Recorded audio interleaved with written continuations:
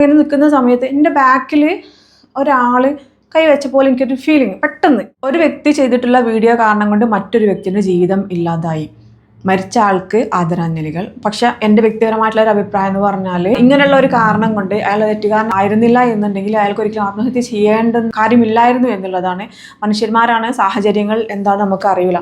പക്ഷെ എന്നിരുന്നാൽ പോലും പിടിച്ചെടുക്കാൻ വേണ്ടി ശ്രമിക്കാമായിരുന്നു. എന്തായാലും ഞാൻ ഈ ഒരു വിഷയം സംസാരിക്കാൻ വേണ്ടിയിട്ടല്ല ഇപ്പോൾ വന്നിട്ടുള്ളത് കേട്ടോ. ഞാൻ എൻ്റെ ലൈഫിലുണ്ടായിട്ടുള്ള, ഞാൻ അനുഭവിച്ചിട്ടുള്ള 2 കാര്യങ്ങൾ പറയാൻ വേണ്ടിയിട്ടാണ്. ഈ ഞരമ്പന്മാർ എന്ന് പറയുന്ന ഈ ഞരമ്പിന് അസുഖമുള്ള ആളുകൾ ഇന്ന് മാത്രമല്ല എല്ലാ കാലത്തും ഉണ്ട്. വളരെ ചെറിയ പ്രായത്തിൽ ഒരു 10-16 വയസ്സുള്ള ഒരു സമയത്ത് ഞാൻ +1 മറ്റോ പഠിക്കുന്ന ടൈമിലാണ്. പുത്തനത്താണിയിലായിരുന്നു പഠിച്ചുകൊണ്ടിരുന്നത്. അപ്പോൾ നമ്മൾ രാവിലെ ബസ്സിന് കയറും. ഇവിടുന്ന് ഒരു അരമണിക്കൂറോളം അങ്ങോട്ടേക്ക് ട്രാവൽ ഉണ്ട്.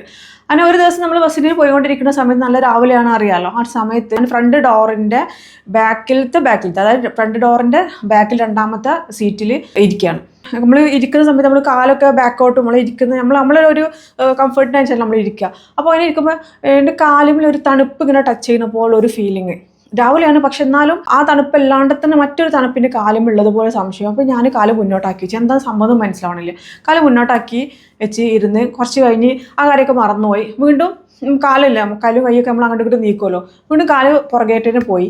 അപ്പോൾ വീണ്ടും അതേ ഒരു തണുപ്പ് ഇങ്ങനെ കാലിങ്ങനെ തഴുകണ പോലെ അരിക്കണ പോലെയൊക്കെ ഒരു ഫീലിംഗ്. ഓക്കെ, അപ്പോൾ മനസ്സിലായി സംതിങ് എന്തോ റോങ് ഉണ്ട്. ഞാൻ കാല് മുന്നോട്ട് വെച്ച് പിന്നെ ഭയങ്കര ശ്രദ്ധയോട് കൂടിയിട്ട് ആ ഒരു കാര്യത്തിൽ മാത്രം കോൺസെൻട്രേറ്റ് ചെയ്തിരിക്കുകയായിരുന്നു. കാരണം നമുക്ക് മറ്റൊന്നിനെ കുറിച്ച് പിന്നെ ചിന്തിക്കാൻ പറ്റുന്നില്ല, എന്ത് സംഭവിക്കുന്നുണ്ടെന്ന് മനസ്സിലായതുകൊണ്ട്. പക്ഷെ ആ ഒരു സമയത്ത് ചെറിയ കുട്ടിയാണ്, ഇന്നത്തെ പോലെയുള്ള കാര്യങ്ങളൊന്നും അറിയില്ല. അതിനോ എങ്ങനെയാണ് പ്രതികരിക്കേണ്ടത്, ആരോടാണ് പറയേണ്ടത്. ആ ഒരു സമയത്ത് പറഞ്ഞാൽ രാവിലെ എന്ന് പറഞ്ഞാൽ നല്ല തിരക്കുള്ള റഷുള്ള ടൈമാണ്. കുട്ടികളും ടീച്ചേഴ്സും പല സ്കൂളിലേക്കൊക്കെ ഉള്ള കുട്ടികളൊക്കെ കയറുന്ന ഒരു ടൈമാണ്. അപ്പോൾ ആ ഒരു സമയത്ത് അത് എങ്ങനെയാണ് പ്രതികരിക്കുക, ആരോടാണ് ഞാൻ പറയുന്നത്, ഒന്നും അറിയില്ല. അങ്ങനെ ആ ഒരു സംഭവം അന്ന് കഴിഞ്ഞത് ഇന്നും എൻ്റെ മനസ്സിലുണ്ട് എന്നുള്ളതാണ്. അതൊരിക്കലും മറക്കാൻ പറ്റില്ല. അതൊന്ന് ആ ഒരു സമയത്ത് എനിക്ക് പ്രതികരിക്കാൻ എങ്ങനെ ചെയ്യണമെന്ന് അറിയില്ലാത്തത് കൊണ്ട് അതങ്ങനെ കിടന്നു, അത് പോയി. പിന്നെ ഈ അടുത്ത് ഒരു 3-4 മാസങ്ങൾക്ക് മുന്നേ ആയിട്ട് ഞാൻ തിരൂർ ടൗണിൽ മാർക്കറ്റിൽ ഒരു സാധനം വാങ്ങിക്കാൻ വേണ്ടിയിട്ട് തന്നെ നിൽക്കുകയാണ്. വാച്ച് എന്തോ ആണ് തോന്നുന്നുണ്ട്. അത് വാങ്ങിക്കാൻ വേണ്ടിയിട്ട് കച്ചവടക്കാരനോട് അതിൻ്റെ വിലയും കാര്യങ്ങളൊക്കെ സംസാരിച്ച് ഇങ്ങനെ നിൽക്കുന്ന ആ ടൈമിൽ ഞാൻ മുന്നോട്ട് ഇങ്ങോട്ട് നോക്കി നിൽക്കുകയാണ്. അപ്പോൾ ബാക്കിലൂടെ പുറകിലൂടെയും ഫ്രണ്ടിലൂടെ ഒക്കെ ആളുകൾ ഇങ്ങനെ പാസ് ചെയ്തുകൊണ്ട് അത്യാവശ്യം നല്ല തിരക്കുള്ള സമയമാണ് അത്. അപ്പോൾ ഇങ്ങനെ നിൽക്കുന്ന സമയത്ത് എൻ്റെ ബാക്കിൽ ഒരാൾ കൈ വെച്ച പോലെ എനിക്കൊരു ഫീലിംഗ്. പെട്ടെന്ന് അങ്ങനെ ഒരു തോന്നലുണ്ടായി. അപ്പോൾ എനിക്ക് പെട്ടെന്ന് എന്താണെന്നറിയില്ല. ഞങ്ങളുടെ ബോഡിയിൽ നമ്മളുടെ അനുവാദം ഇല്ലാണ്ട്, അല്ലെങ്കിൽ നമ്മൾ ഒറ്റയ്ക്ക് നിൽക്കുന്ന സമയത്ത് നമ്മൾ ടച്ച് ചെയ്യുന്ന ടൈമിൽ എന്താ സംഭവിക്കണമെന്ന് അറിയില്ലാത്തൊരു അവസ്ഥയുണ്ട്. ഞാൻ അങ്ങനെ സ്റ്റക്കായി നിന്ന് ഒരു കുറച്ച് സെക്കൻഡ് സമയം, അതായത് ആ ഒരു സമയത്ത് അങ്ങനെ സംഭവം ഉണ്ടായിട്ടുണ്ടോ ഇല്ലേ എന്നൊക്കെയുള്ള നമ്മൾക്ക് തലച്ചോറിൻ്റെ ഒരു പണി ഉണ്ടല്ലോ. ആ ഒരു സമയത്ത് അങ്ങനെ നിന്നു.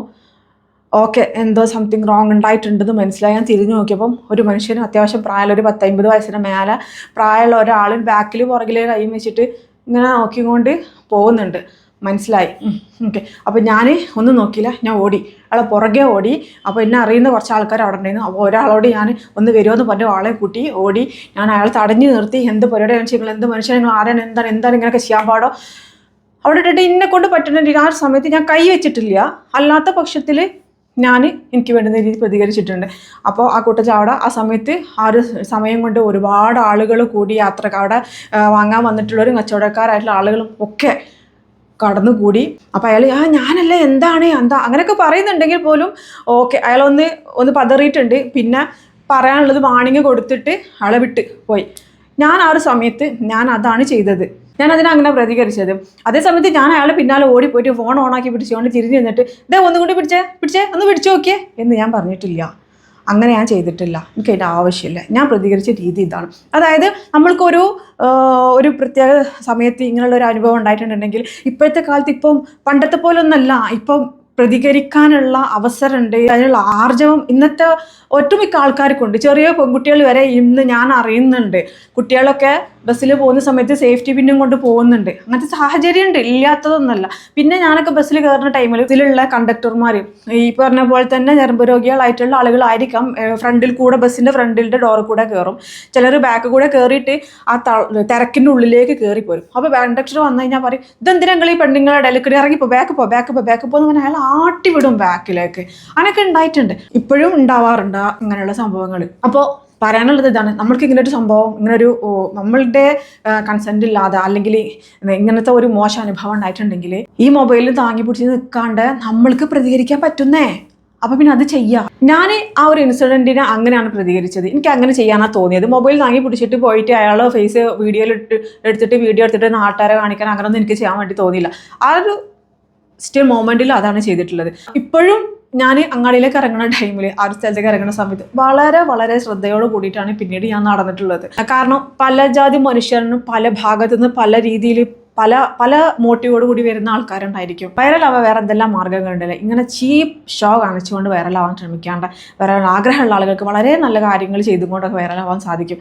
അപ്പം ഇത്രയൊക്കെ ഉള്ളൂ ഞാൻ എൻ്റെ അനുഭവം. എൻ്റെ ലൈഫിൽ വളരെ മോശം സമയത്ത് ഉണ്ടായിട്ടുള്ള കാര്യങ്ങൾ, അതിനെ ഞാൻ എങ്ങനെയാണ് ഓവർകം ചെയ്യാൻ വേണ്ടി ശ്രമിച്ചിട്ടുള്ളത്, എന്തെല്ലാം ചെയ്തിട്ടുള്ളത് എന്ന് നിങ്ങളോട് പറയാൻ ആഗ്രഹിച്ചു. അത് പറഞ്ഞു. അത്രയേ ഉള്ളൂ കേട്ടോ.